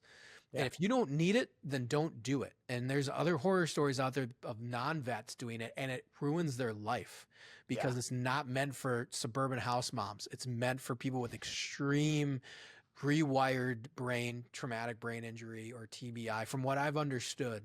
Even I've done edibles, that's the closest I've ever gotten to anything like that. And sometimes it helps. Sometimes it's throwing me into a panic attack. And sometimes you go into weird thoughts that I don't want to be thinking. And that's because of the edibles. So I think every veteran has to be aware of their body. I've been running. Everybody's different too. Yeah, everyone's different. Like, everyone takes, family members take THC all day long, and they're just like, man, it's great. It's like having a drink, they're like, oh, and I guess I've just, maybe it doesn't take well with me. I don't like where my thought process goes. Like, it's just weird stuff. It's not like I'm like, man, and there was one time it did work for me that was like, man, this is relaxing. I slept great. It did lower my tension. So I'm trying to I haven't done it since the last time threw me. I misread the label, took way too much, and it threw me into a panic attack. So it was kind of my fault. But it's like something you don't want to overdo, or say you do get a weird batch, and now suddenly you're just like in this weird, if you're messing with your brain chemistry, like that's a different thing. You know what I mean? Like, and so I think it's good for some people. I think the very small doses of THC is very good. I think for guys, I'm probably going to try to get back into it again, but I don't do it often. And I think it's one of those like cleansing palate things, like, and before you do that, you should be working out. Like that's, I always think number one, like, before you start taking edibles or think you need to do something, go hit the fucking gym and see how far you can run on that treadmill. Probably not very far, and it probably sucks ass because you think you're in better shape than you are, and you're not. But I think working yourself back into that, because I run even in my, I'm not in the greatest of shapes of all time, but like even at the crappiest moments of me running, I feel great after because of that endorphin high. That's not even accounting for the fact that once you start exercising regularly, you start eating better and everything, and that all that stuff starts Yeah. almost like a force multiplier. It just builds on everything. And by the way, like, and invest into your health. Like, I think some people are like, well, there's this THC in edibles. I'm like, yeah, you're replacing alcohol for another drug. So now they may not be this. California sober. Yeah, yeah, exactly. Like and by the way, yeah, they are different. There's different compounds. By all means, I know people might lose their minds, but you're still replacing one thing for the other. And by the way, I used to be able to fall asleep, was phenomenal with whiskey. I forgot once I had my panic attack in 2019, like most alcohols will trigger something. I don't know if it's just the compounds or how it works with my blood pressure now, but it totally like amplifies. I get terrible sleep. Maybe it's just because I'm older, but but regardless, I don't drink nearly as much. I built a bar in my basement. I drink like once a week. I have like 2 beers, but I do love my whiskeys when I can, and in very small amounts. But I miss the days where I could have 2 solid stiff whiskeys, go to bed, and have amazing dreams and wake up. Like I miss those days. But if you're doing THC or doing stuff, you're swapping one for the other. So, or at least be careful with that. My thing is, I tell guys all the time because I see it. Like you can see if you don't keep track of it or you're not Yeah. watching it, you see a productivity drop. And I mean, I have seen people from the THC end go from, man, things are going great, to, I mean, they're calm, they're chill, but they're not doing anything. now you're And not it's driven. like, dude, like, where's it? Yeah, exactly. Like, I mean, at least like, if you know that about it too, like, all right, so set yourself a backstop and be like, hey, Yeah. this is what I can accomplish in a day. Like, keep track of that and then be like, am I still doing the same stuff? Like, do I have to just motivate myself harder, or am I maybe putting stuff into the vices too much? Yeah. So you're not wrong. And by the way, when that did, I felt calmer. My edge Yeah. was gone. My hypertension or tension, I guess you'd say. I would say it's not diagnosed hyper, but that tension Yep. was gone. It was really weird because I was like, and it wasn't bad weird either. I was like, is this what people typically feel like, or maybe this is what it was like before because my brain's always going. Yeah. And I didn't like that very much. I was like, now is my edge gone? Is my creativity gone? Not saying the creativity, but like that edge that I guess my tension gives me, it Yeah. makes me like, I don't mind that. I don't, you know what? Be aware of what your surroundings are doing, or hey, we need to keep working, buddy. You suck. Keep working. Like it's okay to have that tension in your head, like, or whatever. So I think maybe a palate cleanser. Like I did like it though, because it did calm my blood pressure down. Like my heart rate dropped. It was great. Like for about 2 weeks, I was like, but then again though, for me, it's like awesome. I'm working out and I feel great on top of it. I just don't do it and then walk away. But Yeah. dude, I think one of the big things for me recently is like getting in my health fitness back. I've always been doing it, but like really now honing it in. But like, dude, eating clean, like I do Factor meals. Is not a plug for Factor, but anything along those lines of eating clean, Yeah. it's amazing. I've gone to Europe multiple times. You always feel better. I went to Ukraine and ate better over there, and I felt so good because the food was clean. And not to go on a RFK rant or anything here, but the Factor, like, just one meal a day, which Yeah. I use, my wife does, because I was like, you know what, I need to get my diet correct because I'm almost taking like 3 steps forward, 2 steps back. And it's not because it's bad. It's just like my wife will make something or whatever. It's like I need to really hone it in. So I did that for the last like few months, or for actually a lot more, the last like month and a half, 2 months with the Factor meals. And dude, I felt amazing. It feels so good. You feel cleaner. You feel leaner. I have one meal a day. That's at dinner. That's where I prefer. My wife does it at lunch. And then for lunch, I make like chicken, rice, whatever. But then the Factor meal is like, it's just clean. You're eating clean throughout the day. And it's like, dude, I feel so much better. And I think that's a process that everyone needs to take. That's like, take the pill. They'll be good. It's like, I honestly take the holistic full body wellness first. Like take 6 months and drop some weight, eat clean. If you're going to invest into a bunch of bullshit, you might as well invest into like pre-prep meals that are clean, that aren't having preservatives, that you're not taking chicken out of a bag, which I still do for my lunches, but that still's got some weird whatever, even the Costco stuff. There was a year where I did the whole get out of the military, gain a bunch of weight, feel like crap about myself, although I'm getting stuff done, but I'm just like, I'm going in this spiral, and started doing just that, started eating clean, moving, going to the gym, lost 70 pounds in a year, you know, and everything was just so much better. I found that baseline. Like, okay, I found out what is my baseline look like, you know, and the VA doctor even was like, man, what are you doing? And I'm like, honestly, it's because they SSRIs and everything else. And it's like exercise does a better job than any of that crap. Hmm. For one, that's proven scientifically. But doing that, finding that baseline, and then him asking it, and I was like, well, so this is what I'm doing. Here's my meal prep. Here's my, you know, I eat, everything's clean, exercising 4 hard workouts a week, and that's what got it there. And he just kind of looks at me and he's like, man, I wish I could do that. And I'm like, you can, like, you freaking idiot. Like, you can do that. You just don't have the discipline to do it. I think that's hard for guys because it's tough because they want to get back to their like, you know, if you want to get back to your military in shape, one, good luck, but it's going to take a long time. And I think, you know, Yeah. for me, I could always outrun my diet all the way up until my 30s. And then that's when, yeah, exactly, you know, and that's when it, you know, in the last like few years have been really tough, like just ups and downs. I dropped 10 pounds, you gain back 5, you know, and you're back and forth, back and forth. And then it starts wearing on your joints because you know, your mind is trying to go farther than your body can. You know, everyone's like, oh, you can, you know, they're like, your body, you can push yourself hard. I was like, yeah, but I mean, if you've been to some crazy places and you try to push your body 15 years later, you're going to throw up and pass out. Like, it's not going to end well. You know, I'm not running 6-minute miles anymore. So, and so I think that's one of those things where, you know, slowly get the goals, you know, like I've already set goals for myself now, you know, and it's like, it's a lifestyle, healthy, you know, like I came to that fruition and it's fine. I'm a procrastinator, believe it or not. So I'm like, you know, for months, for the last like 5-6 months, I was like, I need to get on Factor. I need to get on Factor. I just need to get this one meal down because I'm getting the other 2 down. It's like that third to finally bring it in. And Yeah. it does, you know, because you start seeing that progression, you know, you start seeing you lean up, you start like I had a pinched nerve in my back in the fall and like, it doesn't even, nothing bothers, you know, it's like doing a different type of circuit workout, maybe switch from running to circuit and go back to run or, hey, do lift. So just getting that full body in to get, honestly, to, yeah, drop that weight to where you want to get to where you're like, now I'm going to do some crazy shit. Like I want to still do some crazy shit, but I Yep. got to drop 25 for sure before I can start getting back because you know it's tough. Guys want to do it, and then they always say don't, you know, work your way up, because if you do what we do and you're like, I'm going to do it next week, dude, you'll quit. You know, like even the hardest minds will be like Delta operator. Well, because you're not 40 pounds lighter and Yeah. 13 years younger. You know, so psychologically you just need to start working your way up and just take more time. But yeah, I agree. I think, you know, it's just and also just it's your life now, you know. For me, Yeah. I think that's something I realized in the last few. You know, I talked with my wife ever since COVID, because I couldn't outrun my diet anymore. We were drinking so much wine. You know, it was before my daughter was born. It's like 4 years ago. You know, and then I'm like up and down, up and down. You know, my weight's always been like that, but now it's like drastic.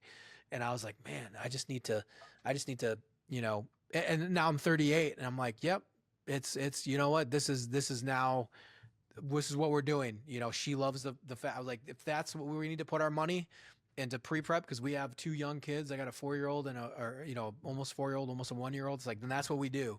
You know, fortunately we can do that. But we don't go out as much. We don't buy as many groceries. We, you know, we're trying to, you think about your health a hell of a lot more, because you want to be there in 20, 30, 40 years in better shape than I am now. Like that's the goals, and then keep it, maintain it. You know, Yeah. I've been enough to where I've had to do that, and everyone, yeah, it's a fun challenge when you're younger, but you know, it's once you get back to that point, then maintaining it's, you know, then, you know, you're not, and also we're not going out drinking every night. You're not working out as hard, but you're trying to like when you get in, when you can. And, you know, so yeah, I agree with you. I think that the health fitness before you start doing other stuff, but even when it comes to the THC, or when it does come to, you know, psychedelics, I think it's great for some guys. I think that's a smaller portion than what everybody wants to think that's the new cure. And honestly, I think they're playing with fire. I think it's great. I think those are the very, very extreme cases. Because I don't think there's a lot of veterans that should be going out there and then doing psychedelics down in Mexico. Like I honestly, I do think it's some very extreme cases with some very extreme TBI. Or if you are getting to some real dark places, I can understand that. But there's some other people that have gone down there and it goes horrifically wrong. So I think that's, you know, probably more, you know, unless you really, really need it. Yeah. You know, we do scuba, you know, I'm part of Warfighter Scuba Foundation, and that gets you into another mindset because everyone's sober, no one's allowed to drink. You're doing a very physical activity, and we're also getting down to depth under 30 feet. So it is rebuilding stem cells and getting Oh, that wow. Yeah. Yeah. oxygenated blood going because we go at pressure when you go to depth. It's a Yeah. hyperbaric chamber I essentially, was but just it's going to say it's a hyperbaric chamber. it's a Yeah. hyperbaric chamber. So we'll do, you know, and you're spending, it's not just like, oh, 2-3 minutes. We're down at depth for 30, 40. So you do like 40 minutes a week or something. It's like doubles your regenerative stem cells or something like that. Oh, that's amazing. But and we're doing it like 2 to 4 times a day. So vets are exhausted. They're learning a skill. You're surrounded by guys. You're not drinking. You're still telling war stories, but you're not drinking. You're cleaning your body out, and it's good pressure, like less pressure on the joints for guys that have like lost limbs. So, you know, I wish I could do it all the time, but I live in Minnesota. But I'd get down there enough where, you know, but I understand I got to take care of my body here, but like a body, you know, you just can't be like, well, I can't scuba dive. I guess I'll just drown myself in alcohol. But like, it's one of those things you find a certain way to help people and help yourself. And, you know, and sometimes other things too, you know, like, but, you know, that's why I particularly love the scuba diving aspect. But you know, you got to approach the whole thing, you know, which is like, if you need to stop drinking for a while, then stop. You know, sometimes I know people that just go months without it. It's a very big trend right now, which I think is good. You know, Well, that is, if you can take something and put it down, no, you're absolutely like, and that tells you, like, if you're like, oh man, I really like need that hit, or I really need that drink, that's that warning flag saying, hey man, you don't actually need it, and you didn't need it before. Like, why are you craving it now? That thing actually has a hold on you, and it's just a little ding ding. Hey, Yeah. wake up call. Yep, exactly. You know, and like I said, I now I look at booze and I'm like, oh man, I got to get up with my daughter at like 4 a.m. You know, so there's consequences to doing that. So I have definitely, you know, I'm sure once I get a little older, I'm like, all right, I'm going to tie a few more on during the week. But, you know, it does if you're training or you're working towards a goal, and be like, all right, cool, like start with don't drink during the week, you know, and then just do your few on the weekend, and then like pursue that, you know, make sure you're doing, you know, just as a whole, you know, I think accomplishing goals and setting, I think that's another thing too. And that's not just veterans. I think that's some people in life. Like what's, you know, what is your next goal? What's your next thing? You know, it doesn't have to be climbing Everest, you know, is it, or maybe it is like, maybe I always want to go to Italy. We'll do that next year. You know, sometimes just for people it's travel. I've noticed that a lot. You know, my wife, you know, it's like, hey, let's just try, let's do some of these things that people always talk about, they never do. Like even if just is setting those type of goals, like I'm going to take the family, you know, if like, hey, I'm going to take the family, we're going to go to Ireland or whatever. It's like, dude, that's like it's a big commitment. It's a big goal. It's not physical, but it's something different that you can work towards, and it makes you feel great, and you have memories.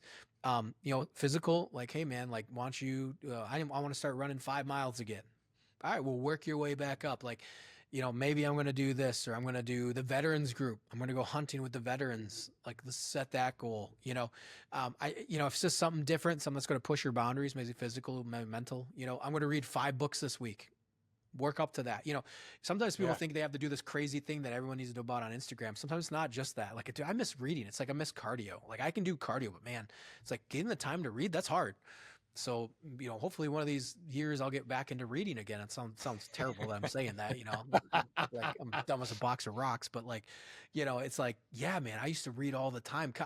You know, I used to crush books in the Marine Corps on deployments. And then when I was traveling, cause I was in school, and I've read more books than most people have. Like, you know, not bragging by any means, but like I know my peers, I absolutely surpassed them, you know, and I have my books, like I started displaying them. I've held on to them for 15, 20 years, you know, just be like, hey, it's like my DVD collection. These are the books that I've read, you know? And, but it's one of those things though, I think, you know, just setting goals that helps drive people, you know, and especially in today's society, everybody wants to put everything on Instagram. Don't put it on Instagram.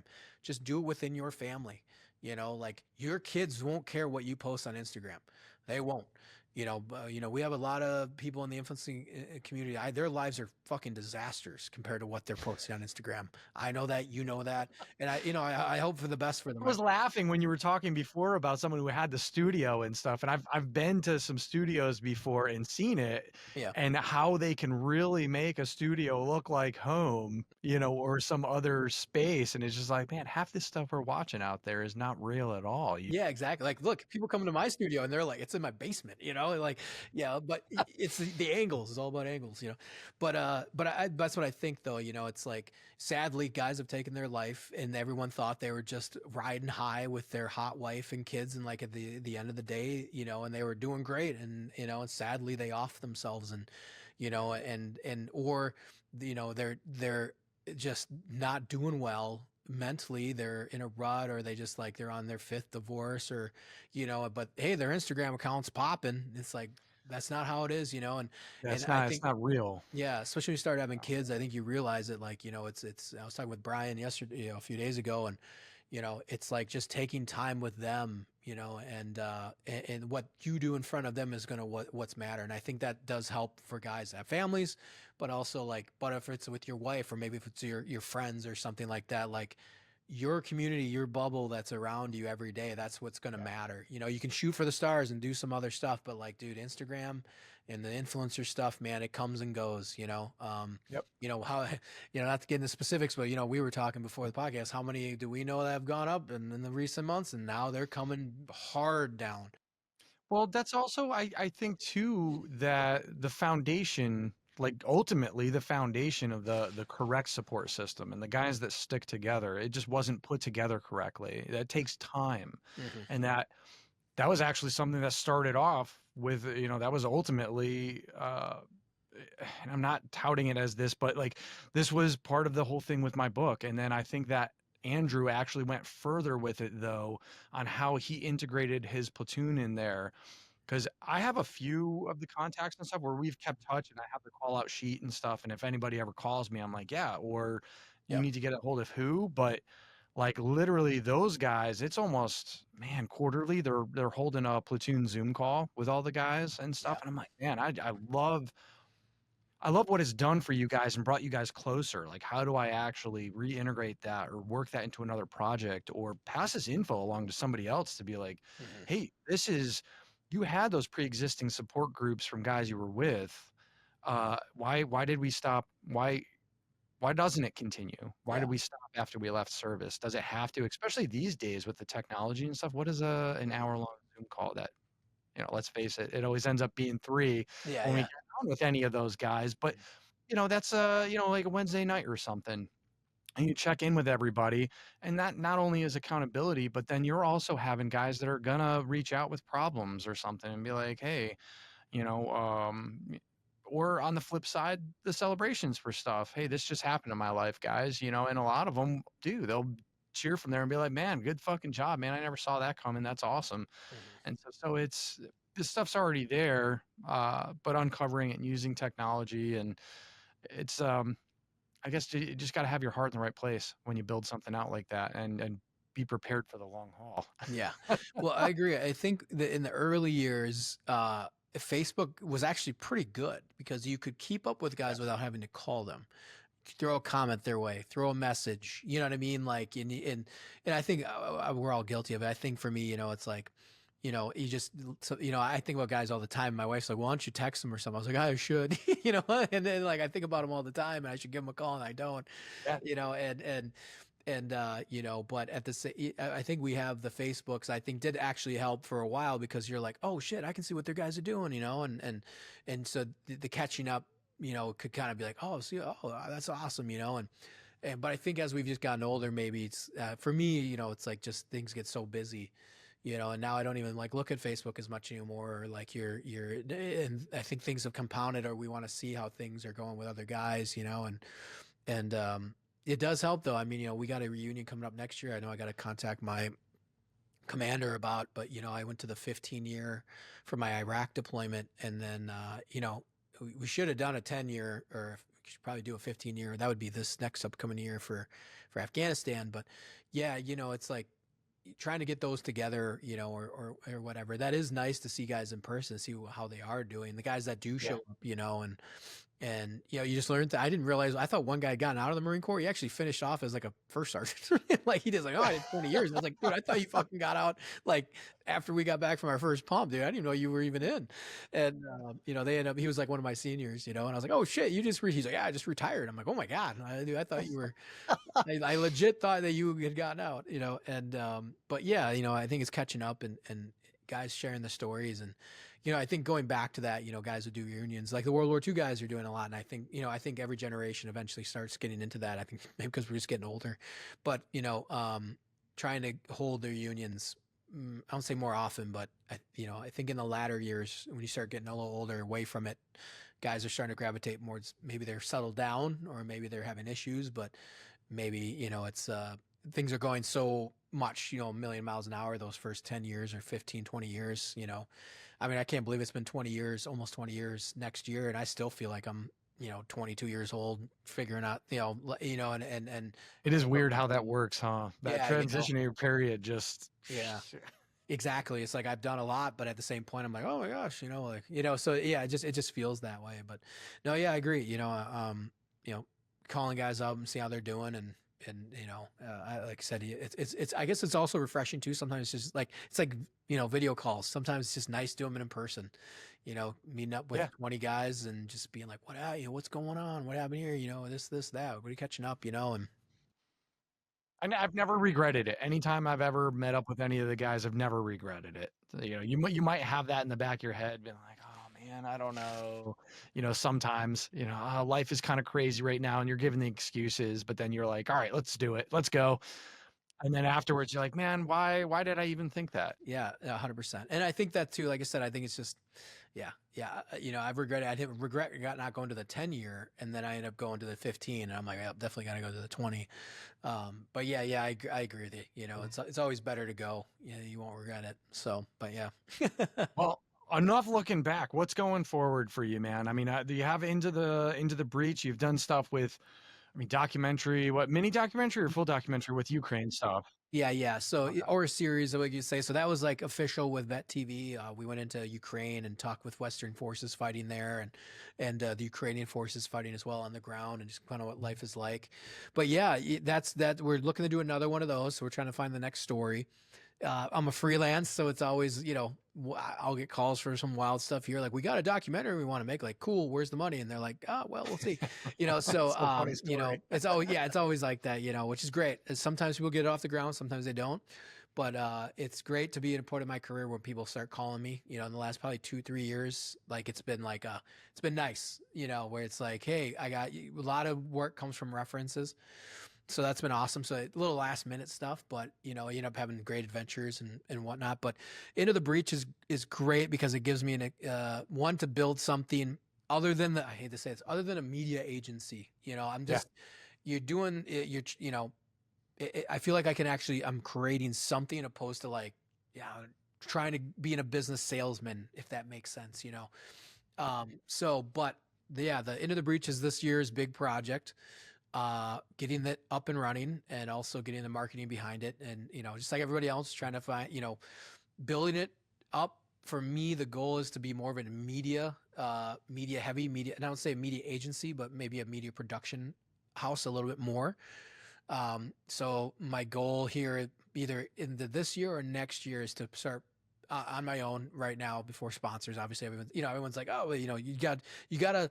I think put your money where your mouth is and create things that, before people pay you for it. I think people want to see you have a skin in the game. And I think it's frustrating for filmmakers, but sometimes, say most of the time it works, but 50-50 shot it works. Show people what you can do, not tell them what you can do, and then they'll buy what you already have. So, and I think that's really tough for filmmakers. I right away, like, you always do, they say, hey, you freelance, or you do the free projects first, and you do. That's very common. I know there's a big uproar about internships or doing free projects, or free work. I mean, you got to know when to say no, but I did that too. I mean, I did free work. It's some of my best work because you're free to do whatever, or it got me into the door in the next project that people will pay me and whatnot. So, for me, so that's why Into the Breach is, it's like, dude, no one's paying me for this. It's all out of pocket. I fly people out on my own dime. I paid for all the cameras. I pay for all the lights, all the marketing pushes behind it. It's all me, so that, I think for me, it's been a fun challenge. It's been a great challenge, but it's been also nice because you do get feedback. People are really liking it. It's growing. So seeing those milestones get hit, so I'm hoping to hit 10,000 subscribers here on YouTube in the next week. And Right. then got some heavy hitters coming on, or heavy hitters, you know, some bigger guests coming on, and then working towards more and more. And then actually, like, some people I want on, but I'm like, I have to strategically kind of like, hey man, it's twice a month. So I'm trying to like get people that are like, hey, we can kind of move the needle a little bit, but then also have my friends on that's like, we can just hang out and bullshit. But yeah, so it's trying to balance that, you know. Because you don't want 2 months to go by and 4 episodes just me and my homies just hanging out. Like there's gotta be a little bit of a movement forward. But some people might like that, you know, but I still want to, you know, make sure that we're highlighting some fun stuff. But yeah, but turning it more into a media production where you hopefully have some mini docs this year. I always say mini docs because full documentaries are full docs, you know, but having the series, but yeah, you get a nice, intense 10, 12-minute story. I love making those. And so my goal this year is to have either a series, 1, 2, or 3, or maybe work on the first one and have that out by fall to kind of push Into the Breach as its own channel into more territory than just podcasting a show. I think podcasting shows are great. Also doing roundtables with veterans.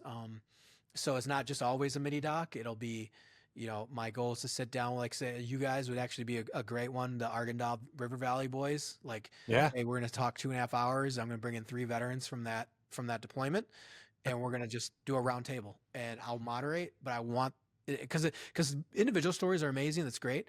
But dude, dynamics of having 3 guys that serve together, and we always do it. And people are like, man, we should record this. I'm like, yeah, we should. And I did do one, but it wasn't around the same deployment. But I want to do something like the Hollywood Hollywood Reporter does, the directors, on actors, and they sit in a round table and they just shoot the shit of how they make films. I want to do that. And like, hey, how do, you know, one will go through your history, but let's go through your deployment. What did you see from this angle? What did you see from that angle?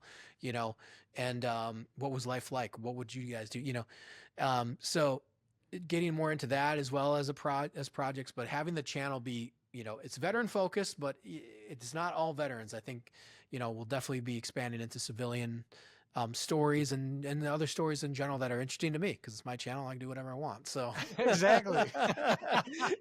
you know? I think that Yeah. I mean, it is the progression. There is like, and they say it like, hey, like stick to this segment and stuff, but unless you go and try it, like you're having these thoughts or like this vision of what you want in the long run for a reason, follow it. You know, you did with the creation of it. I did with the creation of some of the stuff I've done, and it like continues on with some of the other things. Just follow it. Not only is it rewarding, like self-rewarding and stuff. I'm not saying it's really rewarding Yeah, yeah. right away. Yeah, no, it's Nothing not, that's yeah. worth it ever is. Yeah. No, I agree. But you'll get there, Yep. you know, and Well, you'll and figure also, it out along the way. yeah, exactly. And honestly, not to keep on repetition, obviously Joe Rogan's made hundreds of millions of dollars, but also it's the span of guests, you know, it's yeah, it's repetition too, you know, it doesn't change, but that's a different type of show. You know, I love what I do. I love what Into Breach is doing, my show is doing, but I want to do more with it. You know, I just don't want to podcast. I do love it. This obviously it'll be the big backbone of the show for sure. But I do want to tentacle out and touch other areas that then push my filmmaking, and then, you know, just as a channel, like, you know, Yep. the, you know, right, life, war, film. That's a pretty big expansion on life, but I do want to focus on film because that is my job. Like, That's I think it's my passion, it's my work, it's my life.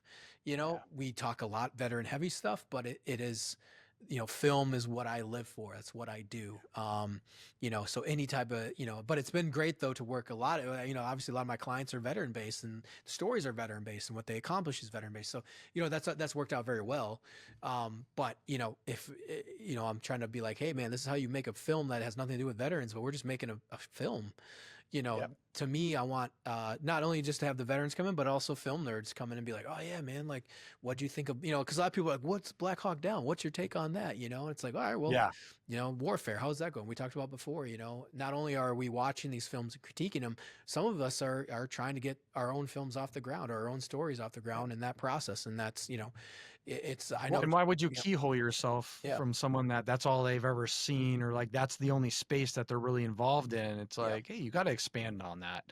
And Yeah. there's so many people out there that are just, they're willing to help, or willing to, I really do think that these days, the amount of knowledge that's out there that you can just, research, and not all of it is legit, but there's a lot of stuff out there to where I remember in the 90s, they used to have to buy these business tapes and stuff, and now all Yeah. this stuff is just all out there. And All out it's there. crazy to me to think that way. Yeah, yeah. And the thing too is, like I said, from the filmmaking aspect of this, like, and we kind of talked too, expanding the network, expanding the reach. And I think I was joking with some other guys about it in the space, for filmmaking space. It's frustrating. You don't have to do it, but it's a running joke in our industry. Is like, oh, this is the year I have to become a content creator or a social media influencer, and here I am starting a podcast, but I've been wanting to do for years, and it feels like I'm playing right into that joke. Like, well, I better start a podcast, like to get out there. But it's ironically, but we joke about that, and it is frustrating because you do see content creators.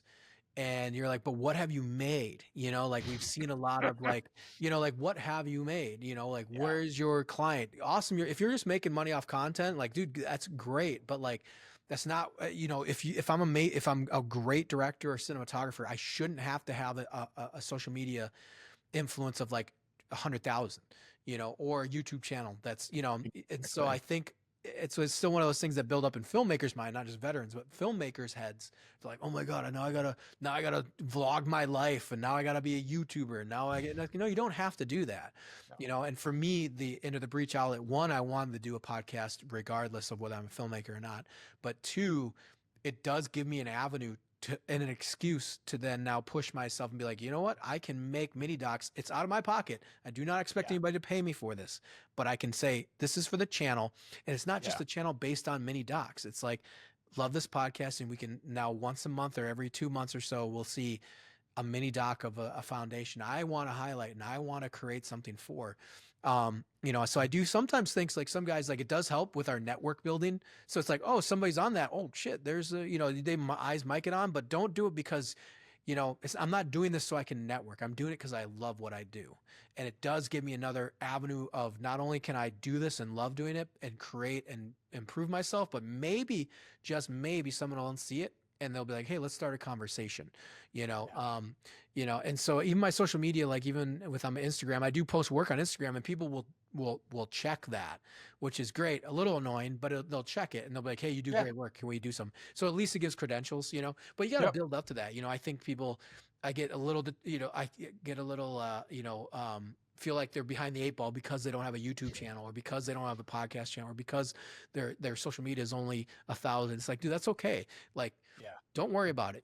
Like this happens to work out for this. But if I wasn't a filmmaker or whatever, like I'd still be making Into the Breach. It's like, cause I want to, but if I can make the excuse for myself to be like, oh yeah, I can kind of web this out, into what I do as a skill, because I'm media. That's what I do. It does help, but I don't expect other people to do it, and you shouldn't be, perturbed not to, continue your skill set or whatever you do, or filmmakers in general. Like, dude, Roger Deakins doesn't have a YouTube channel. He's one of the best cinematographers living. Like these guys don't have, and that's okay. That's great. They shouldn't, because they do amazing work. You still have to get out there. You still have to do the work. You still have to network with or without social media. You still got to make the connections. You still got to work your ass off.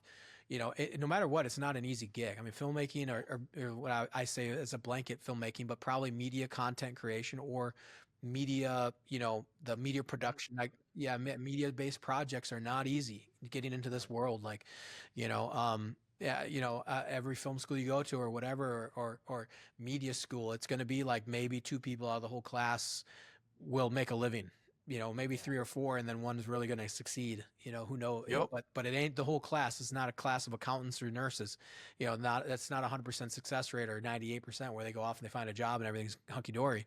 Like everyone else moves on to something else, with the exception of the people who are really going to work hard and be passionate. You can be passionate, but if you're not working hard, not getting after it, it's not going to work out. They go hand in hand. Yeah, You're they do. right. They go hand in hand. You got to put the work in, and that's life, it just, I mean, it is what it is. No, it is. But yeah. That was business school for me. There was, I told them, I was like, there's a lot of smart people in this room, but I know, I can tell you definitively, I will outwork any single one of you, and that's a whole nother story for a whole nother day. But I mean, it did. It ended up working out, for the better on that end. But where can people find you out there? Oh man. So right now, go to Into the Breach show on YouTube. Definitely go check that out for, to shows, subscribe. Instagram is Into the Breach Show, at Into the Breach Show. Just hit 1,000 followers, so I was pretty happy about that. You can check me out. My official work/personal page is at ethan.nagel.films. At ethan.nagel.films on Instagram. That's so you can see some of my work there. Also crossover with Into the Breach with clips, but you can also check out some of the work I do, some personal photography and whatnot. And then go to see my reel officially, go to www.ethannagelfilms.com. And then if you want to hire me, which would be amazing, put out my work card there. You go ahead. I have links. You can email me at ethan@ethannagelfilms.com. So everything's ethannagelfilms.com. So ethan@ethannagelfilms.com. That'll be like the actual email. Come reach out to me or go check out the channels and leave a like, subscribe, all that That's stuff. how you know it's legit. It's got the .com. It's got the .com. Yeah. Oh, Spotify. Check out Spotify or Apple Podcasts. On Rumble as well. You got like 2 followers on that. But Well, I mean, that's the beginning of all this stuff anyway. I mean, I get it. You put the RSS feed out and you go from there, kind of thing. And it is kind of strange on some of the meta platforms. On things have just kicked back. Yeah, it's strange. It is weird. It's weird how all that works. But I'll make sure that everything gets into the description links as well, so that people can just click on this stuff and find it pretty easy that way. Go check out Vet TV and Vet Actual. So go subscribe. I think it's like $4.99 a month or something like that. Go check out the series. Got 2-3 episodes. Very proud of that. So that was the series I created for them, and hopefully we'll get another one off the ground here. Talking with John, the CEO over there, and look out for future work and whatnot. Cool, man. I know I'll be looking for it. No, I love the stuff you put out, man. And like just some of it I look at and I'm just like, man, like this is not only is it incredible, some of the stories and stuff, like I saw some of the Ukraine footage and whatnot, but the fact is that the filming of it and the quality of what comes through after post and everything, you're up there, man. You're really, you are. You can tell that you put a lot of work and pride into like that. And I'm not even going to say filmmaking. It's like cinematography. Like there's a difference. There's a difference between a filmmaker and a cinematographer. And you are definitely, you make it an art form. It's Thank you. Really I appreciate that. I try. You do, man. You do. Now you can tell you're passionate about it, and you can tell that there's a lot of work that you put into it. So it's amazing stuff. Thank you. Ethan, man, thanks for coming on the show, talking about some of your passion and whatnot, and sharing with other people. I really appreciate it, man. Thanks, Will. Thanks for having me on. No, anytime. There'll be another one where we're more focused on another project years down the road for sure, man. Sounds good. Thank you guys for tuning in for another veteran success story. I hope you enjoyed the episode. Follow and subscribe for more episodes. Honestly, guys, I can't do this without you either reviewing these episodes or, well, I mean, that too. Give it a review, but also tell a friend. Repost some of this stuff. Throw it up in your stories. Doesn't cost you anything, and I want to leave it that way. So hopefully we have some sponsors coming up soon. But that being said, Ethan Nagel has his own show going on, Into the Breach. Phenomenal show. You see him out there with others, but that's the main effort, and that's where he's headed with things. And I can't wait to see where it goes and what it evolves into. Just a heck of a job right off the bat. And, I know this is something that has been escalating over time. I'm going to put everything in the description links on how you can find out more about Ethan. I think I'm going to put something towards his Silver Star citation, along with a few other things in the description link. So make sure you check that. And also, I'm not going to hold you any longer. So follow, subscribe, tell a friend. But more importantly, stay tuned next week for yet again another veteran success story.